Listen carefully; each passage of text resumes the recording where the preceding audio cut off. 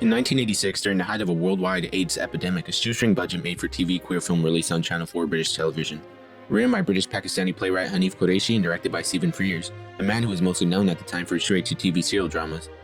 My Beautiful Launderette is one of the first mainstream films to openly portray a same-sex relationship between two men. The film is a beautifully dark tale of race, class, and sexuality during Thatcher-era Britain, a time of great social and political tension. The story takes place in 1980s England amidst the backdrop of post-colonial Britain and tells the story of a unique and requiting queer romance that forms between our two protagonists, Omar, played by Gordon Warnock, and Johnny in an early performance from the great Daniel Day-Lewis. It isn't until we dive deeper into the film's subtext that we understand why My Beautiful Launderette is not your typical queer love story.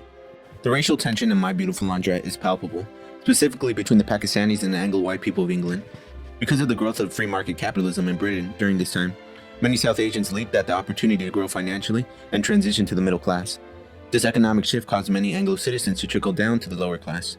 Their disillusionment resulted in growing resentment towards South Asians in the United Kingdom.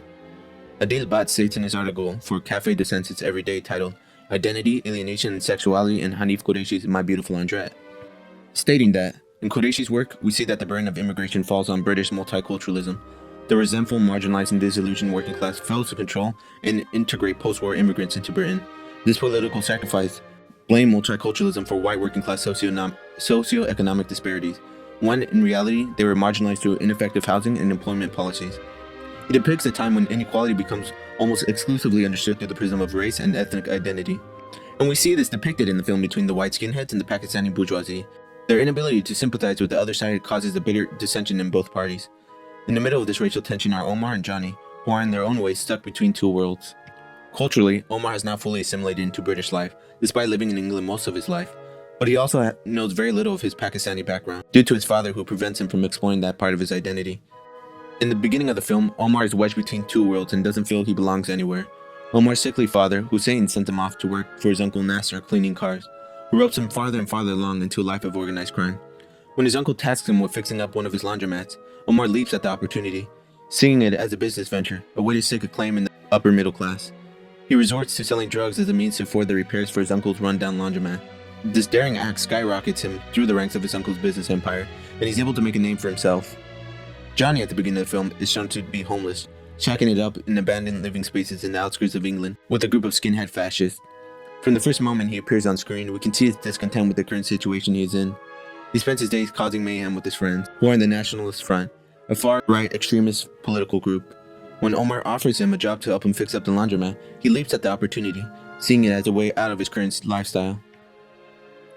Omar and Johnny's relationship is not new, and it is insinuated in the film that the pair were more than just grade school friends back in the day.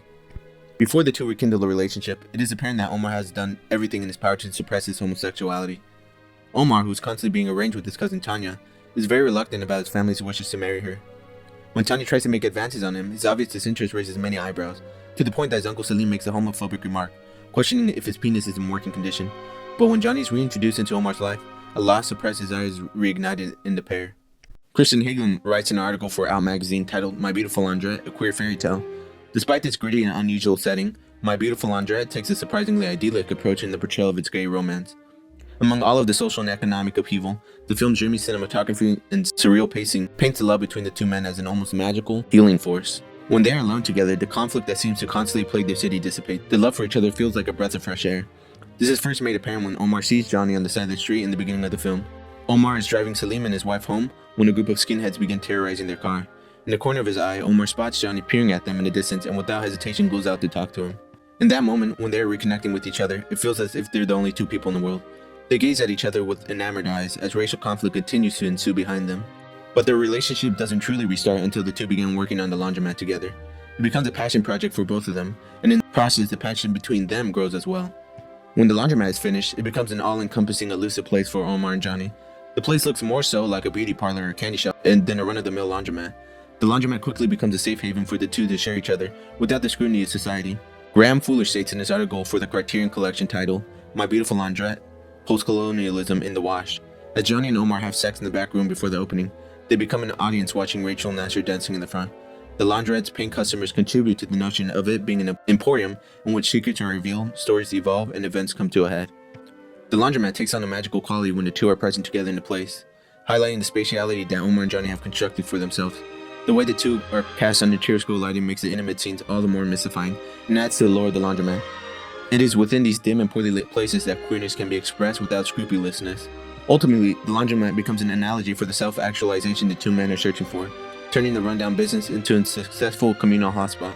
Despite this, both Omar and Johnny struggle throughout the film to fully come to terms with their sexuality. During the opening event for the laundromat, Omar jokingly proposes to Tanya, hoping to uphold an image of heterosexuality in front of his family. Tanya, who is an infiltrator in the space that they have cultivated together, interrupts her harmonious life in the laundromat. She stands for heteronormativity, the temptation of a quote-unquote normal life, a life without the pestering perusal over the question of who one is in love with. His need to fulfill a duty and appeal to the heteronormative world only grows stronger the further along he moves up the rankings of his uncle's business, despite his undeniable love for Johnny. Heartbroken by the sight of Omar proposing to Tanya, Johnny quits the laundromat and runs off. He too begins to question the legitimacy of their relationship and of his own queerness, so he drinks himself away. To tie it in with post-colonial Britain, class disparity also becomes a big point of contention in their relationship, with Omar being a middle-class Pakistani and Johnny being a part of the working-class Anglo-citizens. Their undeniable love for each other is not enough to shake off the unbearable weight of capitalism.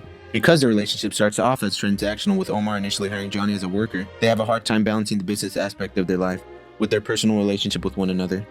This is made apparent when Omar finds Johnny, who has just quit working at the laundromat, checked up in his apartment, and in an authoritative Thatcherian manner threatens to fire him if he doesn't go back to work. Omar's inability to recognize Johnny as a human being with feelings in this moment further showcases the economic division capitalism perpetuates in even our most intimate relationships. This moment causes a huge strain in the relationship for the rest of the film. The film ends with not much being solved. There's still racial tension between the skinheads and the Pakistani. Our antagonist Salim only gets richer. Omar is in hot water with his business partners. Tanya runs away from her family. Omar's father is still bedridden, but despite that, we're left with one very powerful image. Casted in darkness, we get a shot of Johnny and Omar joyfully splashing water at each other like little kids, seemingly forgetting all their troubles in that moment. It is a very simple shot. The two guys lovingly play around with each other in what Kristen Hagelin calls a charming picture of domestic bliss. Literally, the scene before, Johnny is getting beaten to a pulp by his old mates. But what this very image signals to us, the audience, is that despite everything that is happening in the world, there is hope in love, especially queer love.